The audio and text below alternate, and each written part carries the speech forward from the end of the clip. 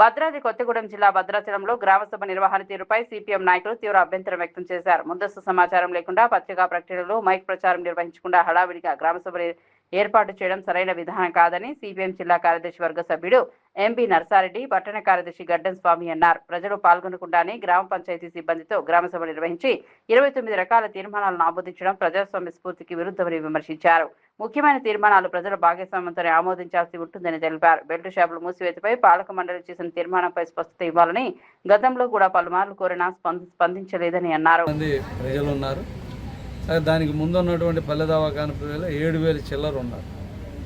కానీ ఆ 7,000 చిల్లర ఉన్న దగ్గర కేవలం ఒకే ఒక ఆశా కార్యకర్త ఉన్నారు. ఇక్కడ 2 ఉన్నారు. అంటే ఇవాళ ఆశా కార్యకర్తలు అనేవారు భద్రాచలం పట్టణ జనాభా 70 నుంచి 80,000 ఉంటుంది. ఈ మొత్తానికి ఉన్నది ఎంతమంది అంటే 13 మంది, కేవలం 13 మంది.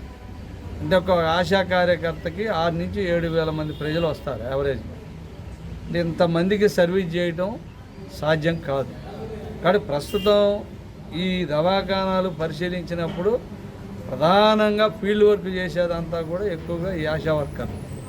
కాబట్టి వాళ్ళు ఎక్కువగా ఉంటే కనీసం 1000 మందికి ఒకళ్ళున్న 60 నుంచి 70 మంది కేవలం ఆశా కార్యకర్తలే భద్రాచల పట్టణ పరిధిలో ఉండవలసిన అవసరం ఉంది.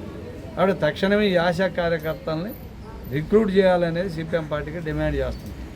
రెండోది, ప్రతి పల్లె దవాఖానకు CHO community health center organizer ఒకళ్ళు ఉన్నారు.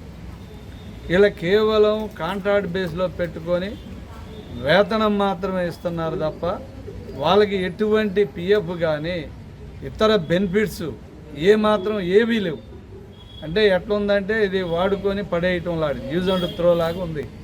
వాళ్ళు పాపం బతుకు తెరువు కోసం వాళ్ళు చదువుకొని బీఎస్సీ నర్సింగ్లు చేసి ఆ విధంగా ఉద్యోగాలు గవర్నమెంట్ పిలిచింది కదా గవర్నమెంట్ ఉద్యోగాలని వస్తే వాళ్ళకి ఏదైనా ఒక సమస్య వచ్చి పొరపాటున మానేశారంటే వాళ్ళ ఉద్యోగం ₹1 ఆదాయం వచ్చే పరిస్థితి లేదు. కానీ వాళ్ళకి ఎవరైతే కమ్యూనిటీ హెల్త్ వర్కర్లు ఉన్నారో వాళ్ళకి తప్పనిసరిగా పిఎఫ్, ఇతర ప్రభుత్వ ఉద్యోగులకు ఏ విధమైనటువంటి బెనిఫిట్స్ ఉన్నాయో వాటిని కల్పించాలని చెప్పి మేము చెప్తాను. ఇక మూడవది, హెల్త్ సెంటర్కి అనేక మంది గర్భిణులు వస్తారు. అనేక మంది ఇప్పుడు జ్వరాల సీజను, వాంతులు జ్వరాలతో వస్తూ ఉంటారు. వాళ్ళు వాంటింగ్స్ అయ్యి చేసుకున్నా కానీ కనీసం తొడవటానికి ఇక్కడ ఒక హెల్పర్ అనేవాళ్ళు ప్రతి ఆరోగ్య కేంద్రానికి పల్లె దవాఖానికి ఉండాల్సిన అవసరం ఉంది. కాంటింజెన్సీ వర్కర్ అని ఆ పోస్ట్ ఉంది తప్ప ఇక్కడ భద్రాద్రి కొత్తగూడెం జిల్లాలో ఉన్నటువంటి 152 పల్లె దవాఖానాలకి ఒక్కళ్ళను కూడా రిక్రూట్ చేయలేదు. కాబట్టి తక్షణమే ప్రభుత్వం ఇది ఊడ్చాలన్నా, ఒక బాత్రూమ్ క్లీన్ చేయాలన్నా, లేదు ఇక్కడ పరిశుభ్రత ఉండాలన్నా, రెగ్యులర్గా కాపలా ఉండాలన్నా కాంటిన్యూసీ వర్కర్ పోస్ట్ ఉంది. కాబట్టి తప్పనిసరిగా దాన్ని రిక్రూట్ చేయాలని చెప్పి నేను కోరుతా ఉన్నాను. కాబట్టి ఇవి వచ్చేది వర్షాకాలం, అనేక జ్వరాల సీజను, అనేక జబ్బుల సీజన్. కాబట్టి ఈ పల్లె దవాఖానాలను అభివృద్ధి చేస్తూ ఆ విధంగా ఇక్కడ రెగ్యులర్గా స్టాఫ్ అందరినీ కూడా ఉంచే విధంగా లేని ఇక్కడ ఒక నర్సింగ్ పోస్ట్ ఖాళీగా ఉంది, అక్కడ ఒక నర్సింగ్ పోస్ట్ ఖాళీగా ఉంది.